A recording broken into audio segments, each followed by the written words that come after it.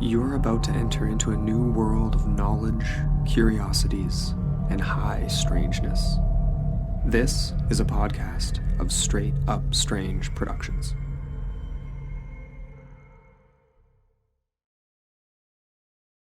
Tonight, the season 6 finale begins as we talk about Adams, Tennessee, and the legend of the Bell Witch.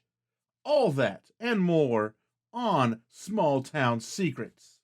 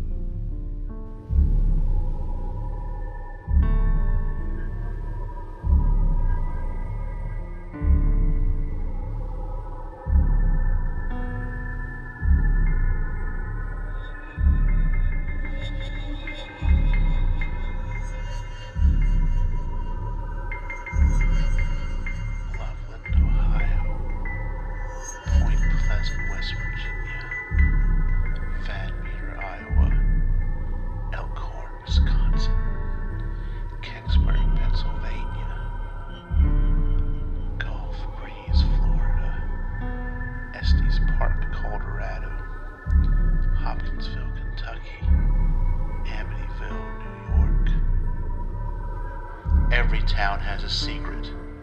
What is yours?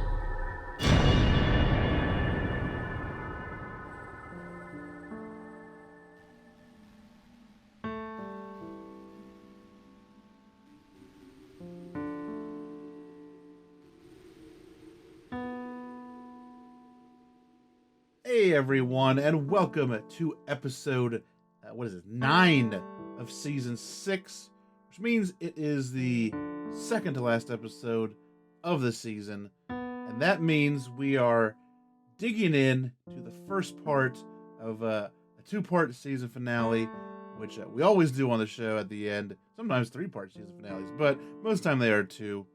And this season finale is, of course, Adams, Tennessee, and the story of the Bell Witch. A topic I have been looking forward to covering all season. I found a few good books to do 2 episodes, help me do 2 episodes on this topic. The one I'm going to be using mainly for tonight's episode is Our Family Trouble by Richard Williams Bell and N. Todd Cathey. And Richard Williams Bell was one of the sons of the Bell family that went through this whole, or was around when this whole ordeal went on. And then, I'm not sure, but I'm assuming, because I think this was like a journal type of deal, and Cathey took these journal entries and all of this stuff and kind of put it together and made a published work out of it. At least that's what it seems like, because it is written very modern-like. It's very easy to read. Whereas the other famous book is The Authenticated History of the Bell Witch by N.V. Ingram, which was written, they were both written after the events, kind of in the later 1800s, when everyone started to kind of die off, and they felt that they could share this story and it wouldn't be, disrespectful and all of that. And the Ingram one is very much a tome of its time. It's written in it sounds like was written in the 1800s with the word choices and the kind of the flamboyant writing and all of this. And it talks a lot about the area, gets into local history, which is all great and fine. But I kind of preferred, I really did prefer Our Family Trouble better, because it was short and succinct and it cut out all the fat and it just got straight to the point. It was like 56 pages. You could read it in an hour. And it was just packed with all of the pertinent information, and it's all there. And I think it was a very easy to read book, and it was very easy to get the information and take notes on it. And so I guess if I'm recommending between the two old-timey books, between those two old-timey books, it's that one. It is Our Family Trouble. And you can get on Kindle now for like a song. And I just want to know, I want to get into that book corner for this episode. Buy that one. Or get them both. I mean, you can read them all in like a few hours. They're very short, succinct books, but that one is a really just great way to get in, get out, and get all the information that you need about the Bell Witch. And I've got a couple other for the next episode. So I'm going to break down. Here's how this episode and the next episode are going to go. Tonight, I'm just going to concentrate on the story. I'm not going to get into theories and all of that. That is next episode. So tonight's episode story. Next episode, I want to go into the infamous Bell Witch Cave and what that was all about, and kind of more modern stuff that's happening with the area. I want to, like I said, Bell Witch Cave is in there. I want to talk about when John and Lucy Bell, those were the parents, their tombstones were stolen in like the 40s or 50s, and they brought them back because, of course, bad juju happened, and they brought them back, and they like threw them in a river or something, and the guy who tried to bring them back had like a car accident and died the next day. Really want to get into that and see what that story is in its entirety. I just heard like bits and pieces of it here and there.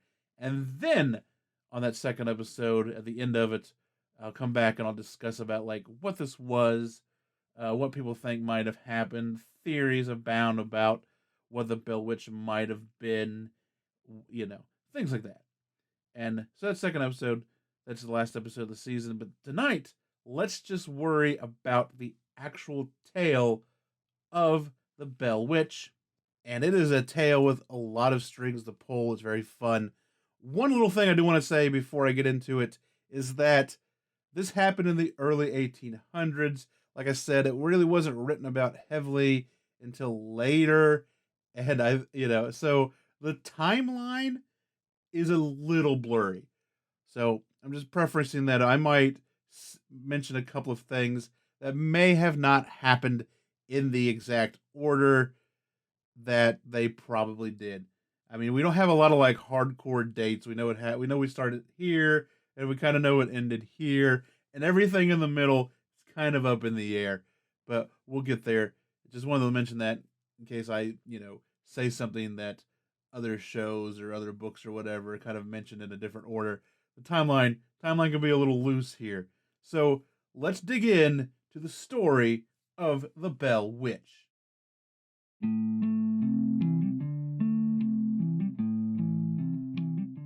Most people think nothing ever happens in Canada, but we know this is simply not true.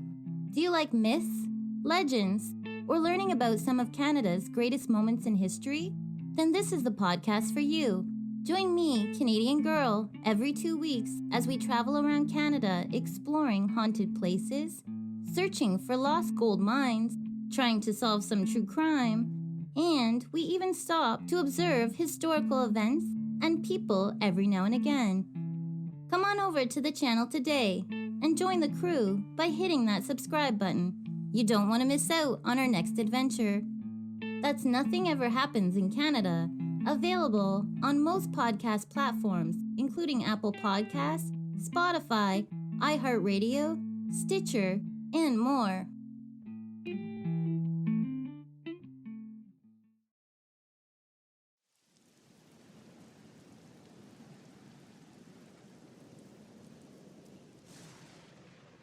Before we get into tonight's topics, I want to take a minute and let you know that there is so much more small town secrets to enjoy. Check out the Patreon.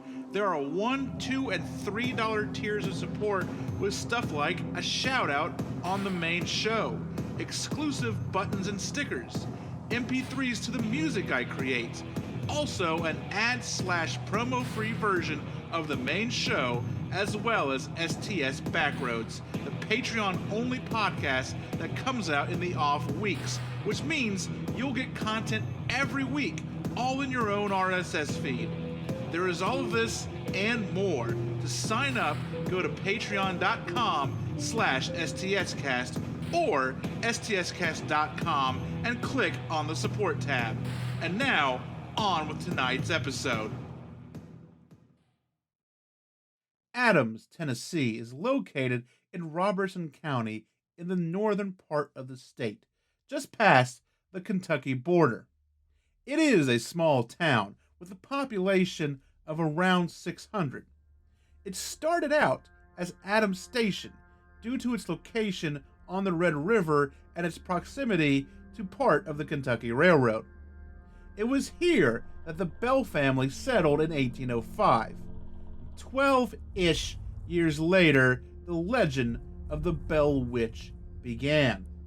John and his wife, Lucy Bell, moved their family of 8 children to the small area known as Adams Station in the winter of 1805.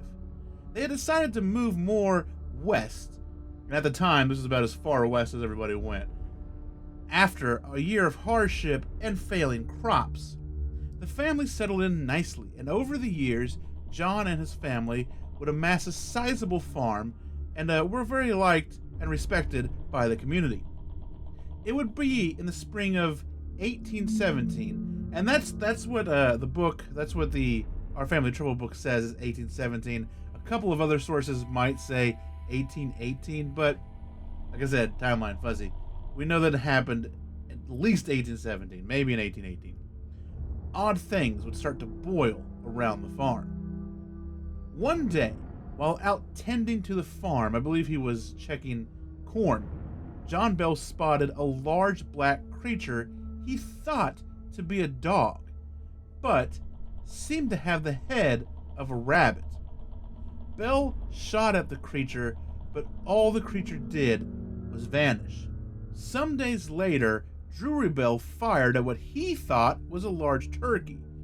Drury Bell is one of the older sons, by the way. But then, the bird took off, and while in the air, Drury saw that this bird was no turkey. It was much, much too large, and it could also fly.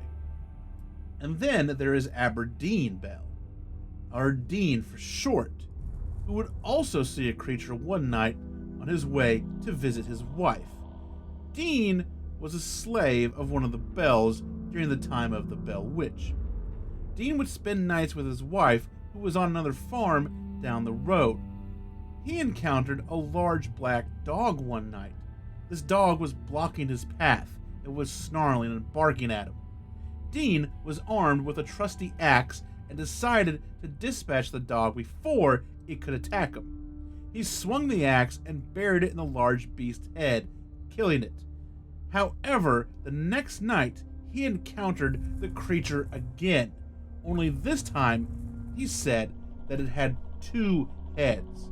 And after that, Dean and many of the other slaves actually on the Bell farm would not venture out after dark. Soon after John and Drury's strange animal sightings, the sounds began. The sound of a rat gnawing at a bedpost began in the room of the 2 youngest, Richard and Joel. The older brothers, John Jr. and Drury, were also awoken by the sound and proceeded to find the pest and try to take care of it. They found no rat, and by midnight, everyone in the house was awake and looking for said rat. No one, not John, Lucy, Betsy, or any of the brothers, found a trace of any creatures in the house. And I want to point out right now, he had 8 children, but by this time, some of them had, married and gone off and started their own lives. So at the time, I think there's only 5 of them in the house, and that is the 2 older brothers, John Jr. and Drury, Betsy, who was in the middle. I think she was 12 or 13 at the time. And then there was Richard, who wrote the book, and he was kind of the second youngest, and Joel, who was the youngest, and the other ones, like Zadok and everyone, had already moved out at this time. The noises would continue. Whenever the family slept, they would start. Sometimes it was the gnawing sound, but other sounds would reverberate through their cabin as well, such as the sound of smacking lips, scratching at the walls, the sound of someone gasping for air. heavy chains or stones falling on the second-story floor. This was a 2-story cabin. One night, the whole family was startled by a sound so loud they described it as a cannonball falling and rolling across the second-story floor. This would go on for around a year, pestering the family whenever they tried to get a wink of sleep or sneak a nap in. But as time went on, more and more people found out about the odd noises, and they soon changed. The noises gave way to voices. At first, it was just a faint whispering of what was described as an elderly lady. They could hear the voice faintly, but could not make out a word it was saying. And the more and more attention the voice got, the more and more pronounced it became. And this kind of really starts the ball rolling. It starts with noises, it grows to voices, it becomes kind of very physical, as we'll find out. It's very poltergeist-like. And the more energy the family poured into it, neighbors started coming around. They started telling neighbors and having people like, come over, help us try to figure this out. And then, of course, you're pouring all of this energy into this thing, and it starts to grow, and it starts to become something else. This voice soon became the talk of the town, and visitors would start showing up at the Bell farm to hear it. It was on one of these nights, with many witnesses present, that it spoke for the first time. It was presented with the question, "Who are you, and what do you want?" in which it answered, "I am a spirit. I was once happy, but now have been disturbed." When asked why it was disturbed, it replied, "I am the spirit of a person who was buried in the woods nearby, and the grave has been disturbed. My bones disinterred and scattered, and one of my teeth was lost under this house. I am here looking for my tooth." This sparked a memory in John Bell.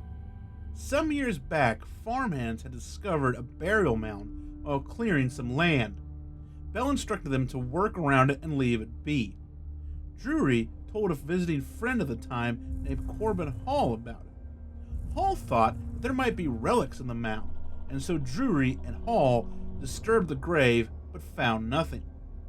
Corbin, not wanting to leave empty-handed, brought a jawbone back with him to the house and later threw it up against the wall, perhaps knocking a tooth loose. John Bell ended up finding the jawbone in a hallway and punished the boys for their behavior. John then had the farmhands replace the bones and reinter everything and fix the burial mound.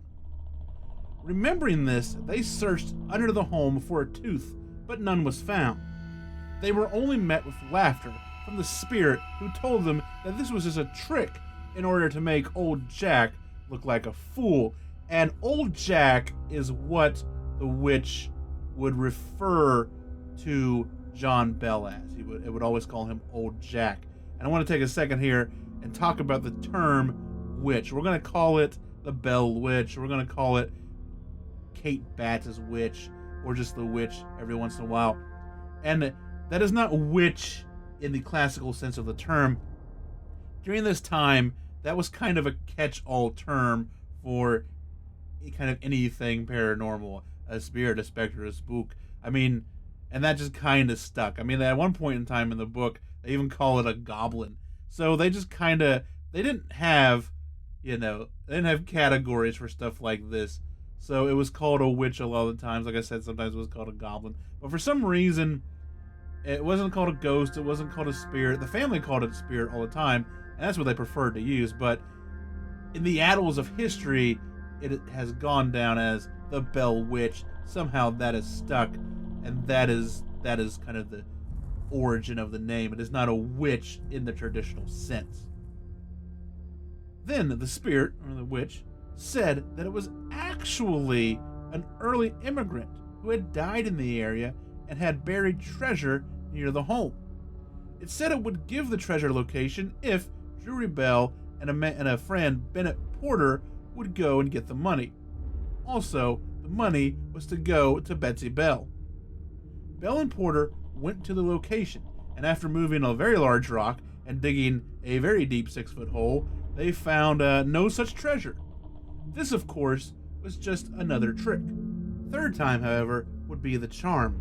A friend of the Bells, named Reverend James Gunn, finally asked the creature a question of its origin so specific that it was compelled to give the correct answer. The entity said it was old Kate Batts' witch, who had been sent to torment old Jack Bell out of his life. The Batts family did have a quarrel with the Bells, it would seem. Kate and her husband Frederick had come to Adams Station at around the same time as the Bells. Over the years, Kate had become sort of an outcast and had become shunned by many in the town. But it was actually her brother-in-law, Benjamin Batts, who had dealings with John Bell. Ben Batts had entered in a land deal with John, and later accused John Bell of charging him too much interest. The church that they both attended agreed that John Bell had broken church law, and he was excommunicated from that church. And that is a big misconception. I think mainly spurred on by the movie An American Haunting, which proposes that it was all Kate Batts all the time. But it would seem here that if she did have anything to do with it, she did it on behalf of her brother-in-law. And yes, that is kind of a theory as to what happened, but I have to point that out now, or stuff maybe down the road won't make sense, such as where the name Kate came from. That is where the name came from. It was old Kate Batts' witch. It referred to itself as Kate, so everyone just started calling the entity Kate as well. So I kind of had to get that out of the way. So could this all have been a curse brought on by Kate Batts to get revenge on John Bell? Maybe, but there is so much more to the story. For a short time after this revelation, the witch seemed to split itself into 4 separate entities, each with its own personality and voice. There was Black Dog, who had a gruff but female voice, cussed like a sailor, but often acted as the peacekeeper among the other, as they had a tendency to mainly just become rowdy and drunken and loud far into the night. Then there was Mathematics and Typography, who both had much more feminine voices. And lastly, there was Jerusalem, who acted and sounded like a timid little boy. For a few days, these entities would go on, yelling, singing, and conversing with other visitors to the Bell Farm before eventually just kind of fading away. And this is a really kind of interesting facet of the story. All of a sudden, you don't have one entity, you either have 4 entities, or perhaps it is the same thing, just pretending to be 4 things. And which very odd names that don't make any sense, like Mathematics, which is a thing, I get, but I don't know why it's a name. Typography, I'm not even sure if that's like a real word. Hold on. Okay, so with the power of editing, I just looked it up on Google. If you search for it as it's spelled in the books, all you get is Bell Witch stuff. And then Google will give like, did you mean to spell it this way? And if you search for the way Google is suggesting it, then you just get a bunch of stuff on carp fishing. So that one is very interesting to me because it is not real at all, a real word, but it is made up to sound like something that might exist. And then Jerusalem, which actually is the most fitting name. I mean, Black Dog and Jerusalem are really the only ones that make sense as names themselves. During this entire ordeal, the Bell Farm had many visitors, whom the family would house and feed without question. I mean, we're not talking just like friends and family. We're talking from people in town. We're talking from people outside of town. All the time. It was like the big story of the area, the big hubbub of the day. Many came just to experience the Bell Witch, but some came to actually try to help the family out of this ordeal, and they had some pretty notable visitors, such as General Andrew Jackson, who at the time was not yet president, but a lawyer who still lived nearby. He knew the Bells, as some of the family had served with him in the War of 1812. He arrived one day in a carriage complete with an entourage. Upon entering the town, the carriage became stuck in the mud, and it took some time for them to get it out. Jackson proclaimed, "By the eternal, boys, this must be the Bell Witch." That night, a member of Jackson's party proclaimed that he was a witch tamer and produced a pistol complete with a silver bullet.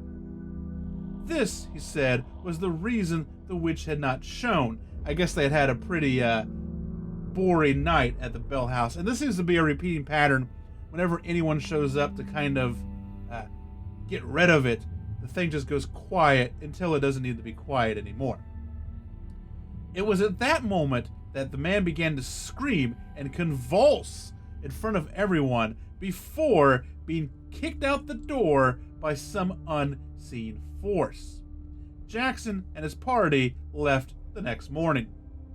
One day, they were joined by Detective Willams, who had come to get to the bottom of it all. He spent the day at the Bell farm, and having no activity, quickly grew indignant and accused John Bell of hoaxing the whole thing in order to make money, which, as far as I know, he never really took any money. He fed these people and housed them for free whenever they would stop by.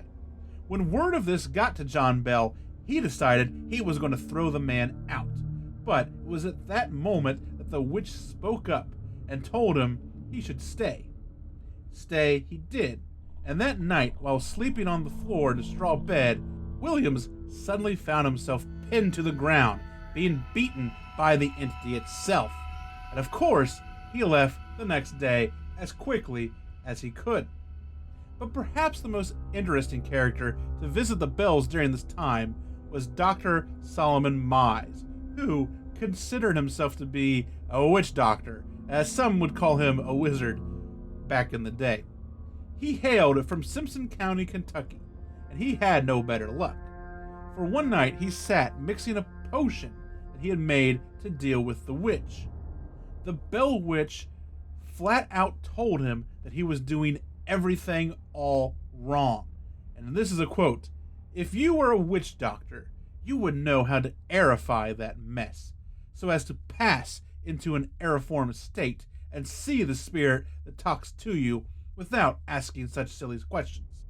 Dr. Mize soon was fed up with the witch's insults, and he proclaimed that the entity knew much more than he did, and left, supposedly with Kate, the witch, hounding him the whole way home.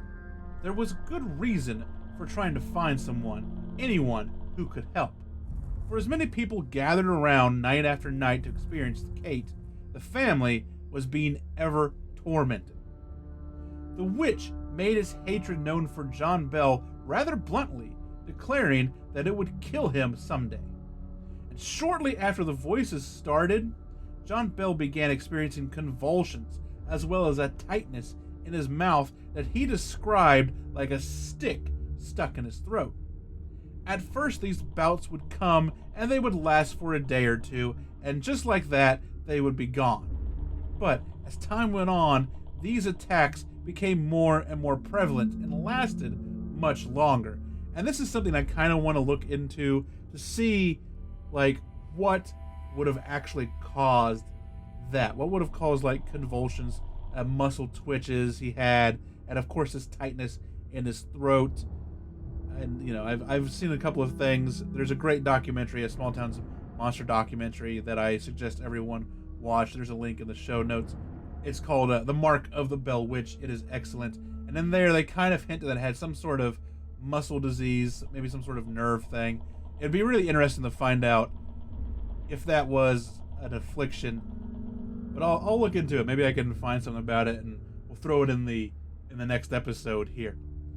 Betsy Bell was directly tormented by Kate. The entity would keep her up at night.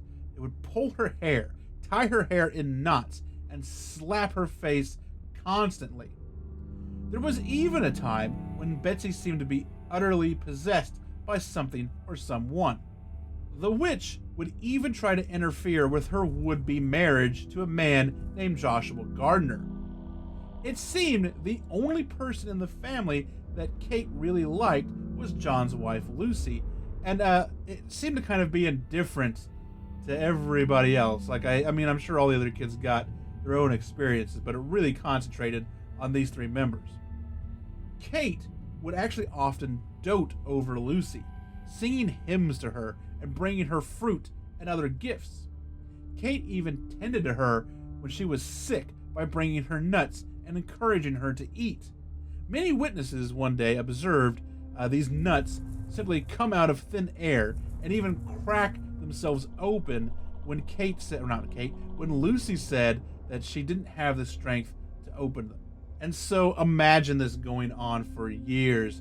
The voices, keeping everyone awake, the abuse, the slapping, the pulling of hair, all of that, and John Bell just being afflicted with this mysterious ailment, this mysterious disease that just got worse and worse as time went on, and then Lucy being treated like a queen.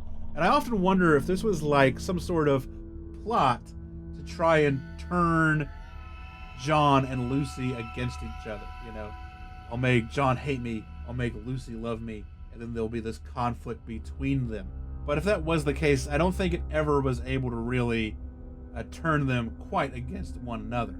Even just the company coming around and wanting to experience it and spending the night. Like, imagine the toll that would take on you if for like 2 or 3 years you just housed and fed all these people that just showed up at your doorstep whenever they wanted, unannounced. It would be so annoying. It would run you ragged within a couple of years. So just imagine the toll that all of that would take on these people over the period of like 2 or 3 years. But it would be the end of 1820 when things would come to a crescendo. In October, John and his son Richard Bell went out one day to separate all of the hogs. On their way back, John collapsed and began having convulsions that went on for what seemed like forever. They were so strong and prolonged that he uttered to Richard these words: "Oh, my son, not long will you have a father to wait on you so patiently. I cannot much longer survive these persecutions of this terrible thing.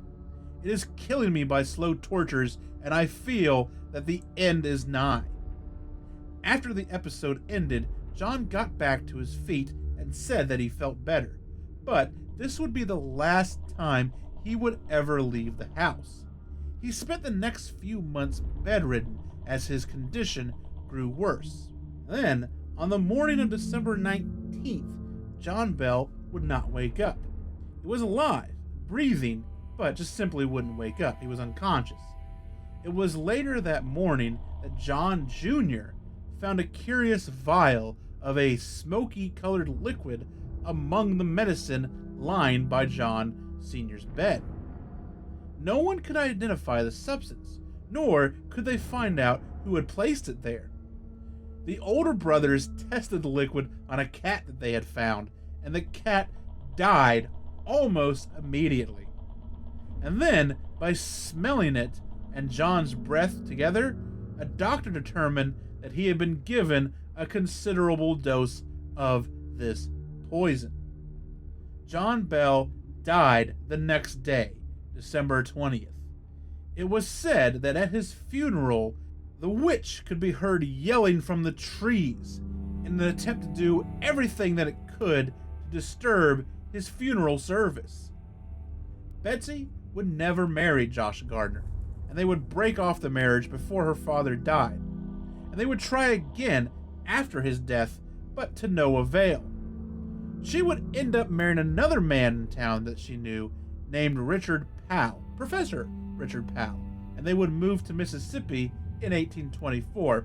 And I mentioned Richard Powell because we'll talk about him a little bit more in that second episode here. After the death of John Bell, Kate seemed to go away. But 8 years later, she returned for just a couple of weeks. Lucy, Joel, and Richard were the only ones who remained in the house at the time. So just the mother and the 2 youngest sons are still here. They heard the familiar scratching and the other sounds that had started back in 1817. But this seemed to be all old Kate could conjure. And once again, like I said, after just a couple of weeks, she faded away. The 5 children who were still in the house during the time of the Bell Witch grew up and went on with their life. John Jr. would marry Elizabeth Gunn in 1828 and would go on to build his own home south of the original Bell house. He died of pneumonia on April 8, 1862. Drury Bell would never marry and spent his life a bachelor, supposedly afraid of the witch for the rest of his life. He died on January 1st, New Year's Day, 1865. Richard would go on to write a book about the experience titled Our Family Trouble, as I've mentioned. He would marry 3 times and died at the age of 46 in 1857. Joel, the youngest of the family, would eventually move to Springfield, Tennessee, which was just a few miles down the road, where he would live as a respected farmer until his death in 1890. Betsy would be widowed in 1848 after Richard Powell passed away. She rarely discussed the Bell Witch story with anyone other than her family. She would pass away on July 11th, 1888. Lucy lived at the original homestead until her death in 1838. The house was used for a few years after her death to store grain and farm equipment before eventually being torn down. And that about does it. That is, from beginning to end, the story, the legend of the Bell Witch. And now that we've laid all that groundwork, we'll continue it on in the next episode. Like I said, get into the Bell Witch Cave, get into some other stories about it, and kind of talk about what may have happened, what may have transpired. So that is the next episode, as I mentioned before. But let's take a little break. It's the middle of the show. It's intermission. We'll play some music, and I'll come back with the local headlines to share with you all.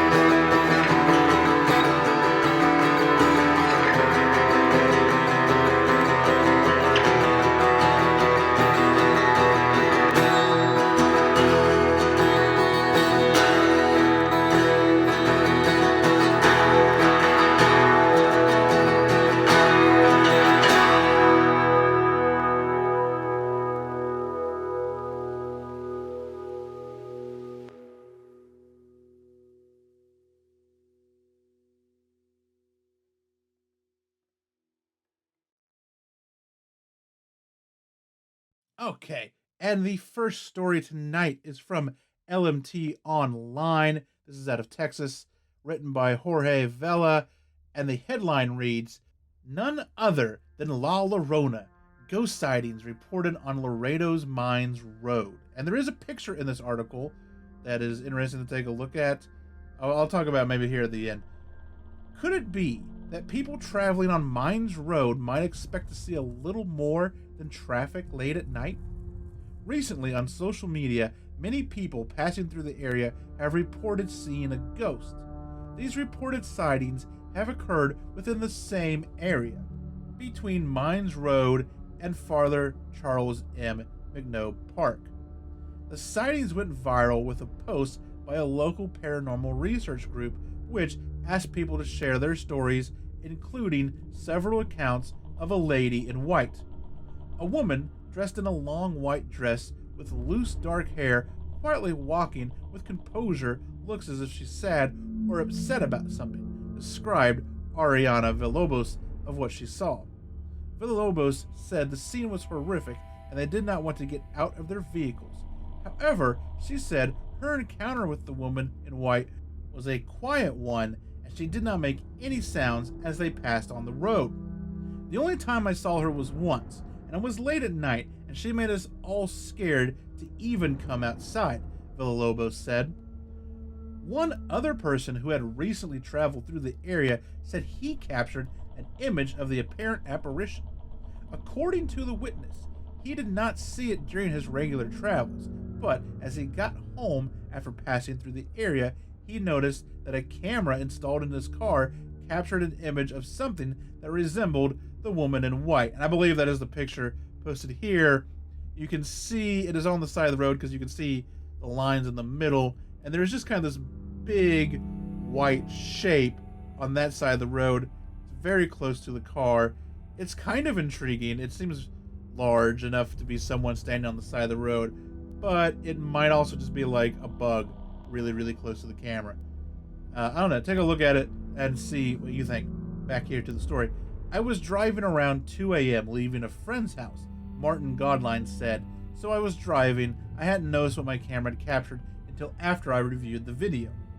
After checking his car camera for what it captured, he saw the image of an apparent entity all in white glowing in his front door.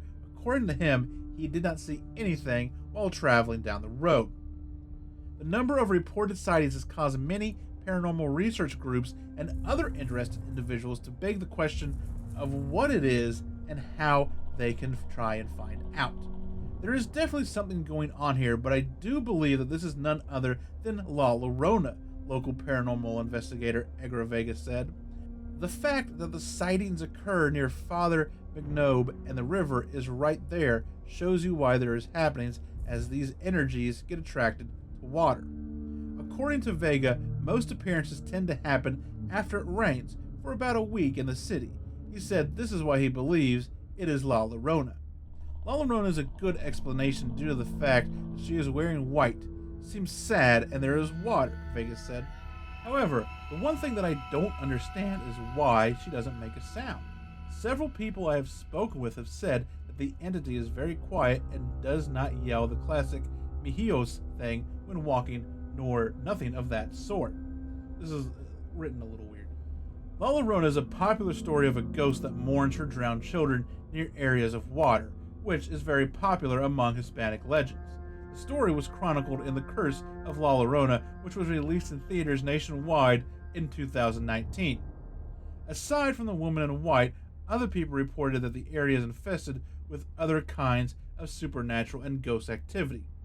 One man suggested that it was the pandemic of 100 years ago that is to blame. "In the first flu pandemic in the 1900s, many people died here in Laredo," Alberto Garcia said. "My great-grandmother lost 2 sets of twins, 2 girls and 2 boys. She and Grandpa moved to El Pico Ranch on Mines Road. She made masks and my grandpa sold milk in St. Peter's Park." According to Garcia, he believes he saw the spirits of various children in his old family's ranch, and he continues to believe that they are his grandmother's children or the spirits of other people that died during that time. "Then one day I go to visit the farm. As I left, fog and mist were all over. It got dark, Garcia said. As I was closing the gate, I heard some children giggling, and I saw a few faces in the shrubs of children. They looked pale. I believe these were the children that my great-grandma lost, and they knew me. It seemed like they were playing hide and seek. Every time I would go, I felt like they were watching me, since they were buried there on the farm. Despite the sightings, City of Laredo District 7 council member Vanessa Perez said she has not heard anything about the ghost sightings in the area she represents. The Laredo Police Department also said no reports have been filed on the matter. With a lack of concrete evidence, many people live and travel throughout the area want somebody to conduct a thorough investigation. I know a lot of people in Mines Road would like to know more, Villalobos said.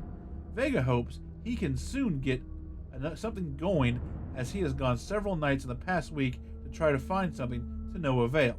However, he hopes someone with better experience can do more. I do hope that I can get a team of several interested people to go with me, or somebody with better equipment can go, and we can all form part of that expedition, Vega said. There is something ongoing, as people are not just crazy, or there is not mass hysteria, but unless we do something now, we might never know what or who it is.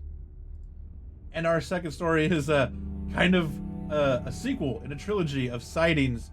This is from CBSNews.com, written by Stephen Smith. Headline is, Another Possible Jetpack Sighting Reported Near LAX. The Jet Man is back. Yes, I know LA is not a small town, but I'm pretty sure I reported on both of these sightings last year of the mysterious jetpack guy near the airport. The Jet Man is back. That's what an air traffic controller can be heard saying to the SkyWest flight after another possible jetpack sighting reported Wednesday evening near Los Angeles International Airport. The sighting comes after at least 4 pilots reported seeing a similar aerial mystery last year in the same area. A Boeing 747 pilot reported seeing an object that might have resembled a jetpack 15 miles east of LAX at 5,000 feet altitude, almost a mile up. A Federal Aviation Administration spokesperson said in a statement, out of an abundance of caution, air traffic controllers altered the pilots in the vicinity. In recordings obtained by CBS Los Angeles, air traffic control personnel could be heard issuing a warning to pilots, and they kind of have it transcribed here. ATC, which is the traffic control. SkyWest 3626, use caution. The Jet Man is back. Let me know if you see him. ATC, SkyWest 3626, did you see the UFO? Pilot, we are looking, but we did not see Iron Man.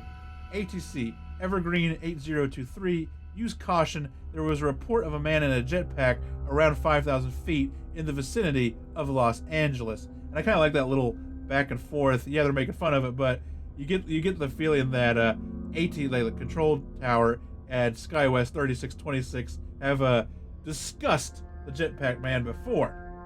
Last year, a number of similar reports were made near the airport, prompting the FBI to investigate. In addition to the sightings near LAX, a flight school posted footage on Instagram of the possible jetpack spotted off the coast of the Palos Verdes Peninsula in December. And there's a picture of it there. It is 2 dots smushed together in front of some mountains. A report issued by the FBI said that the reported sightings were unlikely to involve an actual person with a jetpack. CBS News spokesperson Chris Van Cleve reported last year that there does not appear to be a jetpack on the market that could get someone to an elevation of roughly 3,000 feet and back to the ground safely. That would require a lot of fuel or a parachute. David Mayman, CEO of an LA-based Jetpack Aviation, told Van Cleve he was doubtful it was a jetpack. They'd run out of fuel. They'd use fuel too quickly, Mayman said, adding that the typical flight time for a jetpack is just 5 to 10 minutes. If it's a real jetpack, it's noisy. People would have heard it take off and land. I mean, yeah, true, but people have been known to make some weird things in their garage and not tell a lot of people about it. And our final story is from WSBT. This is also out of California. Sheriff investigates reported ghost-like sighting in California mountain range. And this is by Shelby Braco. Course Gold, California.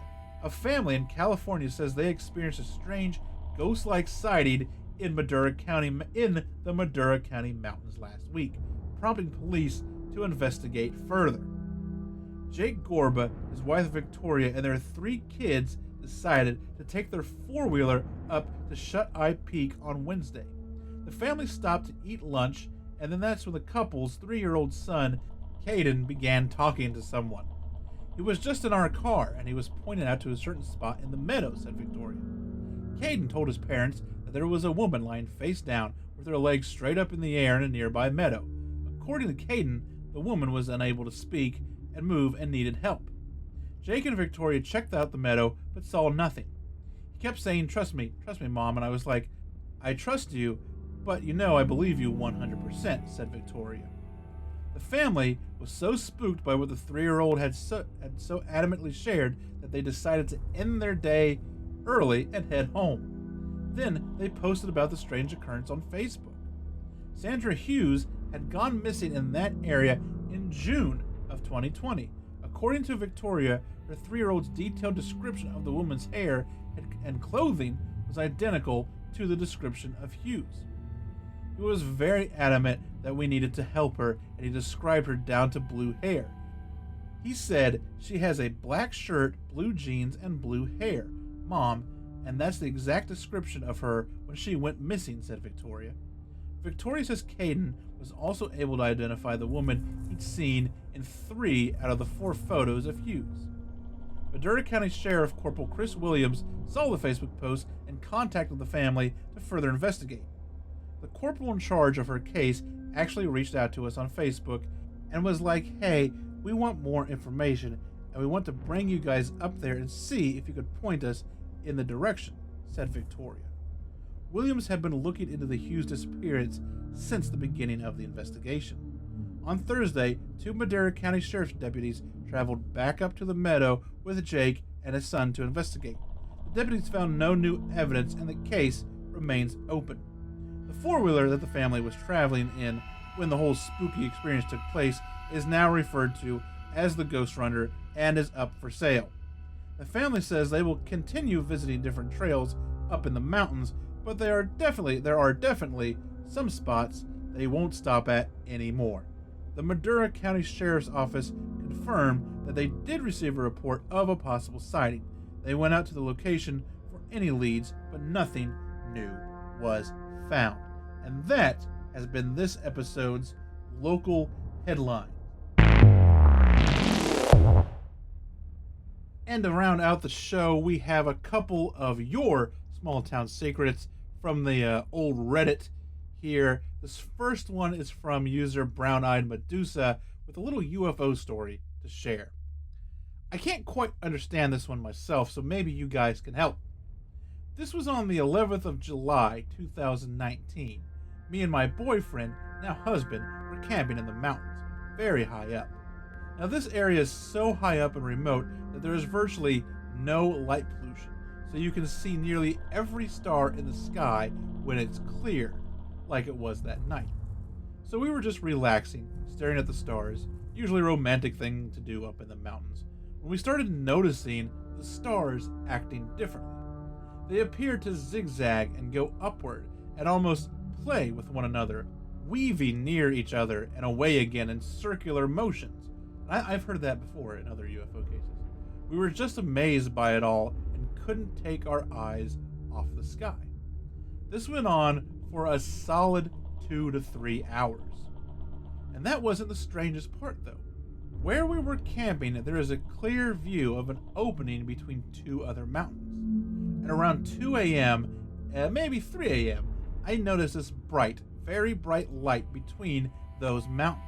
So I nudged my partner to look over too. We were staring at this massive white, yellow-looking star go upwards and quickly noticed it going towards us. My partner is a man that isn't easily scared, and this really scared him, to the point he nearly broke his nose trying to hide fully in the tent with both of us screaming as this star, in quotation marks, just stopped right above us. When it was right above us, right before we both panicked, it seemed to have a diamond-type shape and was super bright. But this wasn't even the strangest part. When we were in the tent, the light didn't shine through the tent. This thing didn't make a single noise. So no, it wasn't a drone or anything like that. It was far too big. And what seemed like seconds later, we were both so calm, looking at the stars again, like nothing happened until sunrise. If both of us didn't experience this, or if it was just one of us, I could try and make an excuse for it, but I can't. I can't explain it. And to top it all off, whenever I'm talking about it, or typing in this case, it feels like I'm lying, and my partner feels the same way.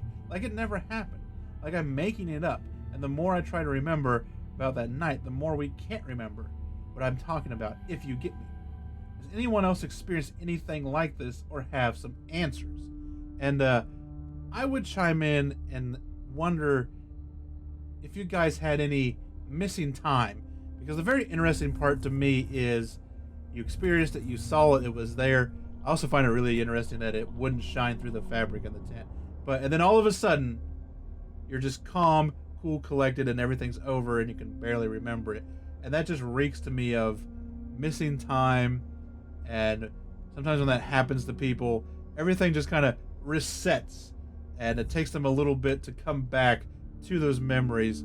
So I would maybe try to track down, see if you guys remember looking at your phones, looking at your watches, whatever, anytime during the night, and seeing if there's time in between when you saw it come near the tent and when everything was just kind of over, that is just gone.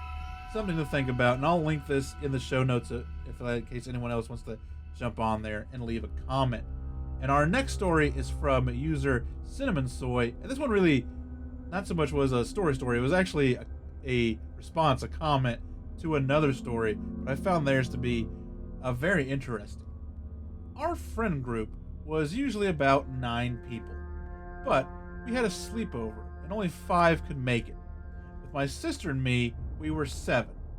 We decided it would be ballsy to take a walk at like 11 p.m. because our house was super rural and our driveway was long and had 2 other neighbors down it. Our house was the first on the drive, and it's about a third of a mile before you get to our house.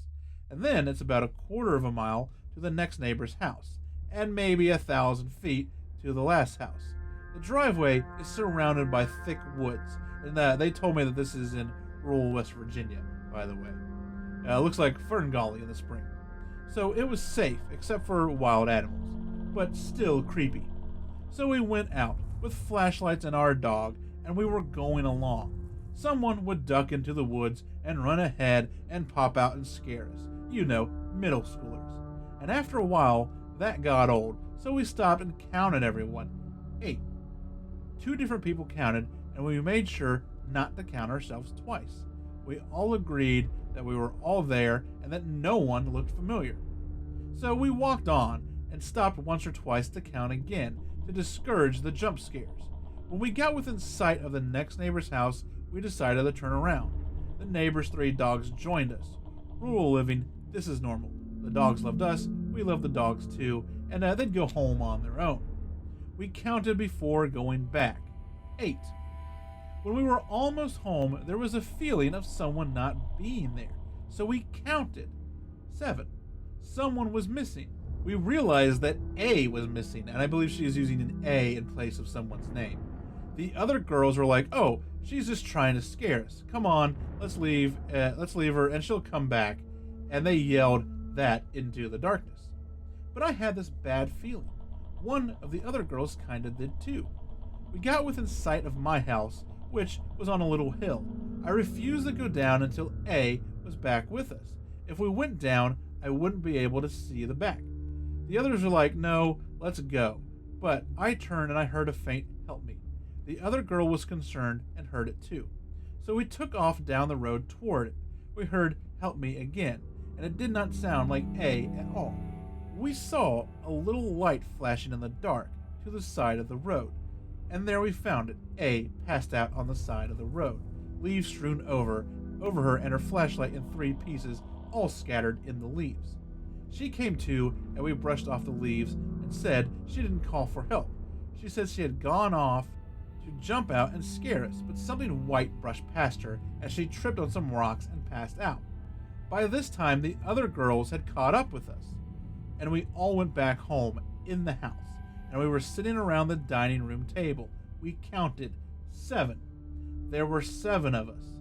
We realized that we had been counting wrong. There was never 8, and we didn't even know who we were counting. But number 8, whomever it was, did not seem to stick out. And then I got a feeling of someone missing, something being wrong. Number 8 was still with us. Somewhere in that rushing to get that extra person vanished. We were still thinking 8 was normal, since we were used to having at least that many friends get together, but 2 couldn't make it. So yeah, we never did figure out what happened. And I always love little stories like that where, it's the kind of, I don't know if it's like a doppelganger thing or just, we're all here, but wait, this isn't right. And no one realizes it forever. I just thought that was a really great fleshed out encounter. You don't really hear a lot of these kind of like extra person things like that. So when they come up, I like to stumble upon them. So there you go. A couple of real experiences. And that has been your Small Town Secrets for episode 609. If you have a small town secret to share, then there are many ways that you can get it to me. The best way, of course, is to go to stscast.com, scroll down to the bottom of the main page. There is an email form there to fill out, and that will come right to me. While you're on stscast.com, make sure to check out show notes for links and pictures to every episode of the show.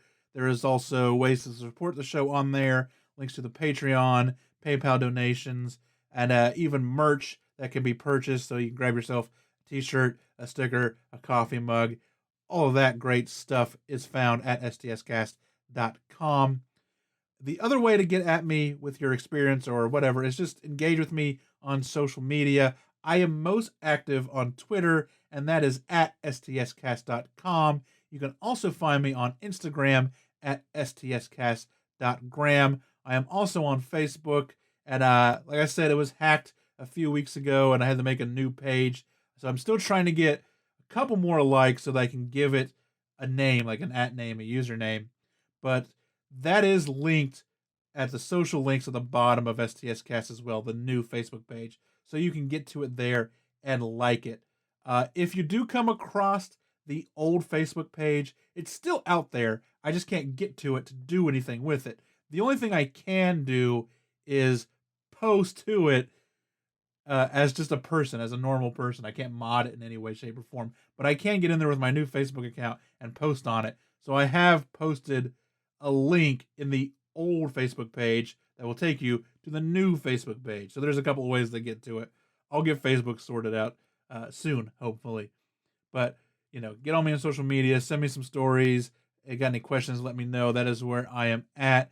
And I would also love to ask, like I always do, if you can, please leave a rating and review on your pod app of choice, podcatcher, whatever you call it, especially if it's iTunes. That helps the show out tremendously.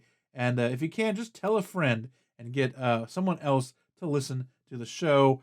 But thank you for supporting it in any way you can, whether it's through Patreon, whether it's through buying some merch, or whether it's through word of mouth and telling people about the show. It all helps. It all comes back into the show, and I appreciate it all so much. If you are on Patreon, I usually tell you what the episode is going to be, what the backwards episode is going to be. And I don't know yet for this. I was thinking about trying to do an episode on old Dr. Solomon Mize, but I've done a couple of cursory kind of Google searches, and I haven't really dug up a lot of dirt, a lot of info on the guy, so I don't think I'm going to be able to make an episode of that. I think I'm just going to try and search and try to find a couple more ye old kind of early 1800s ghost stories to share in the same vein as the Bell Witch story. So that's it. That is all that I have. Once again, thank you for listening. Thank you for supporting. Until next episode, which we will continue the discussion on the Bell Witch, remember that every town has a secret. What is yours?